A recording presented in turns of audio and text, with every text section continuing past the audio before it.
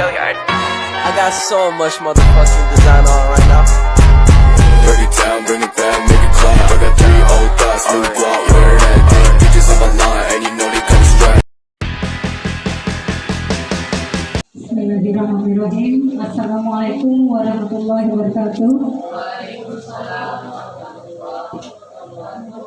Alhamdulillah, hari ini kita bisa melaksanakan lagi komunitas belajar dalam rangka untuk mengimplementasi kurikulum Merdeka. Hari ini kita akan membahas aksi nyata tentang kurikulum Merdeka. Bapak Ibu yang ulun hormati, terima kasih sudah bisa berhadir kembali di sini. Di tempat ini kita bisa saling belajar, saling melengkapi dan ide-ide baru dalam pendidikan kita.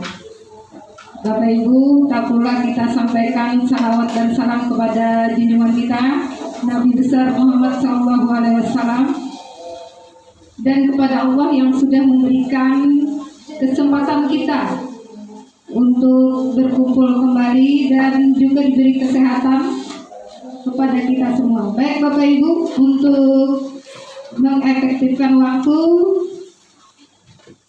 saat ini ulun membahas tentang aksi nyata kurikulum Merdeka, yaitu ada 2 modul di sana. Di topik kurikulum Merdeka itu ada modul pertama. Modul pertama itu menyatakan berisi tentang apa itu kurikulum Merdeka, kemudian mengapa kurikulum perlu berubah, bagaimana kurikulum beradaptasi di tingkat sekolah, dan kurikulum dalam pembelajaran. Sedangkan di modul 2, prinsip umum pembelajaran, ada capaian pembelajaran, proses belajar dalam mencapai capaian pembelajaran dalam kurikulum, kompetensi, capaian pembelajaran dan profil pelajar Pancasila, serta struktur pembelajaran dalam kurikulum Merdeka.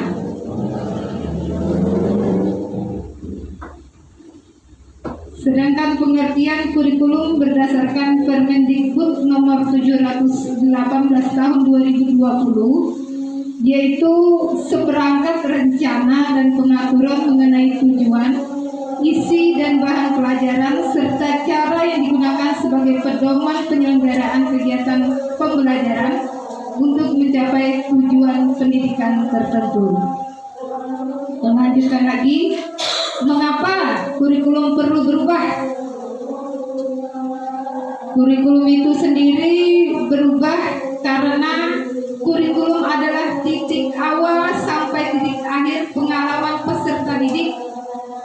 Kemerdekaan peserta didik adalah jantung perkembangan kurikulum.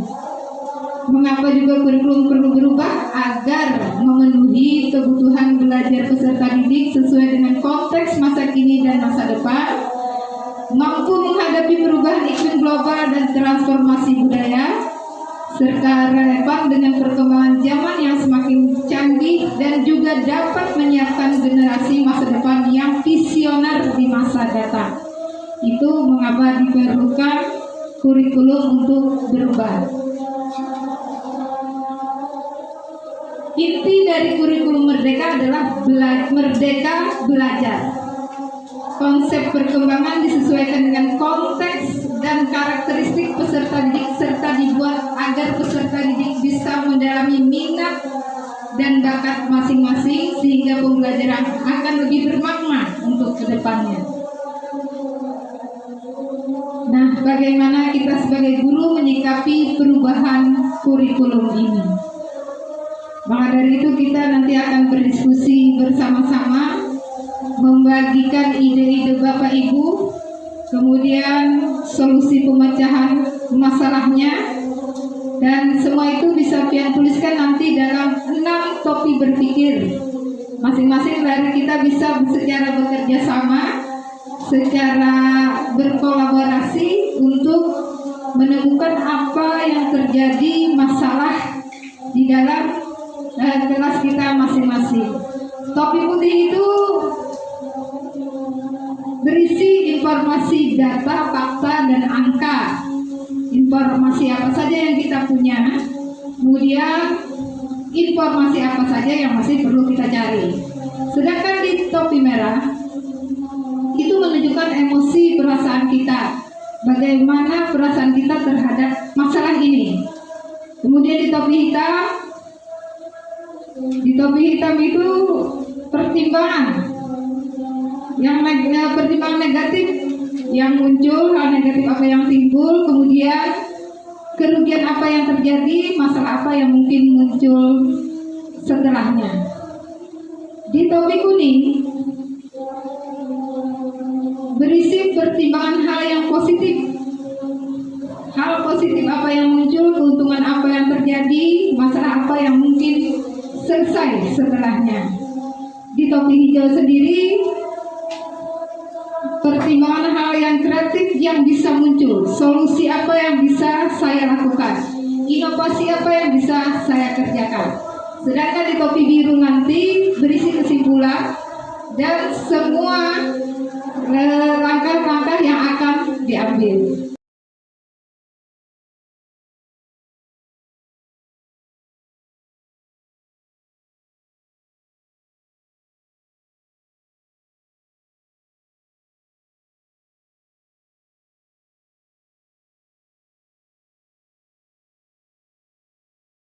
Topi berpikir, Bu. Izin, Bu, kami mengambil materi untuk di dalam kelas. Kendalanya ada beberapa. Yang pertama, masih rendahnya pemahaman siswa terhadap sesuatu materi yang tidak disertai benda konkret, Bu. Jadi, karena di kelas 2 itu memang pemahamannya harus disertai benda konkret, masih pada tahap perkembangan awal. Kemudian sebenarnya ada beberapa media yang tersedia di kelas, cuma lebih banyaknya, lebih dominannya tidak tersedia. Belum menanggapi dari Ibu Lena tadi tentang pembelajaran anak kelas rendah. Menurut Ulun, karena tidak kata Ibu Lena tadi, tidak bisa menghadirkan benda-benda konkret. Yang lebih ideal itu, kalau menurut Ulun, itu kita menggunakan IT, karena kita transformasi ke pembelajaran digital. Cuma yang jadi masalah adalah di tempat kita ini IT-nya itu kayaknya kurang. Kepada Bapak Slamet yang sudah memberikan ide dan juga masalah baru lagi, ya. Nanti kita akan selesaikan satu persatu masalah kita dengan berkumpul di sini. Kita tahu masalah, tahu solusinya. Jadi intinya tadi Bu Lena, kita untuk sementara kita memakai apa yang ada di sekitar kita dulu. Kemudian tadi pendapat Pak Slamet, kita harus menggunakan IT untuk mengalokasikan dana. Insya Allah Pak Slamet, nanti kita ke depannya akan memikirkan itu. Untuk membawa HP juga anak-anak dibolehkan, ya, tapi dengan perjanjian. Untuk ulangan misalnya, tidak setiap hari. Atau ada tugas apa yang menyuruh mereka, kayak kelas 6 itu kayak IPS harus mencari di internet, boleh, ya, silahkan. Tapi dengan pemberitahuan kepada orang tuanya, komunikasi dengan orang tua. 6 topi berpikir. Yang pertama dulu topi putih, yang mana topi putih ini berisi data, fakta, angka, dan juga informasi apa yang kita punya. Kemudian informasi apa yang masih perlu kita cari. Kebetulan di sini adapun permasalahan atau informasi yang akan Ulun angkat di sini yaitu permasalahan di kelas. Tapi ini mungkin juga bisa menjadi permasalahan di sekolah, yaitu tentang kurikulum. Ini di kelas 6 ini masih menggunakan kurikulum 2013. Jadi Ulun masih berhubungan dengan kurikulum 2013. Sebelumnya disampaikan dulu di sini bahwa salah satu fungsi kurikulum yaitu sebagai alat untuk membentuk karakter peserta didik.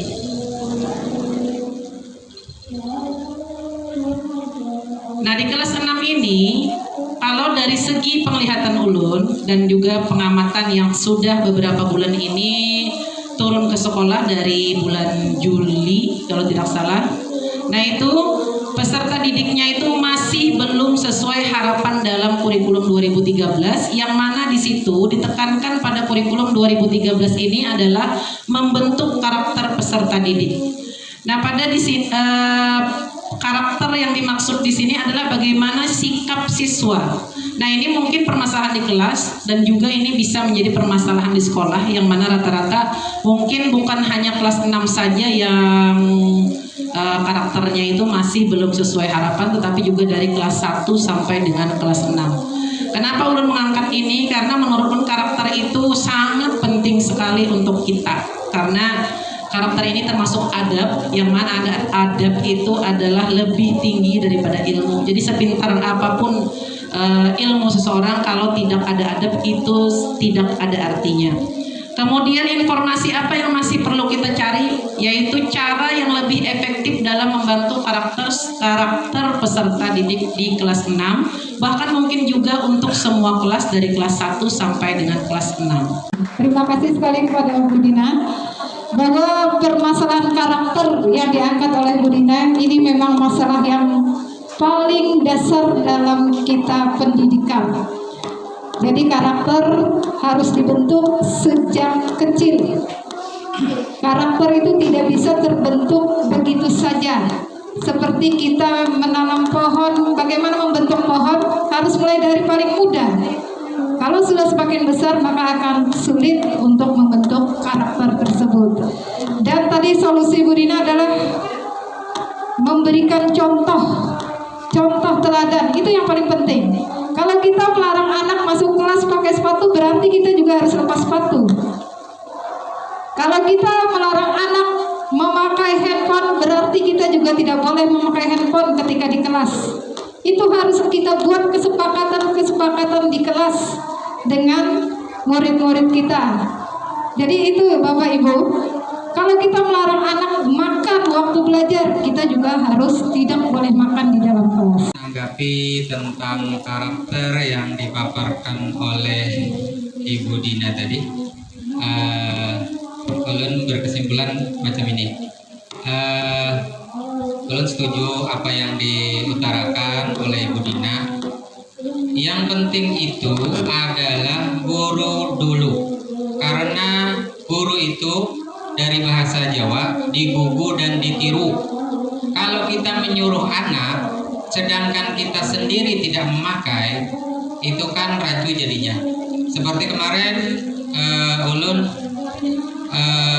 ada dapat masukan dari anak-anak kayak gini, Bu.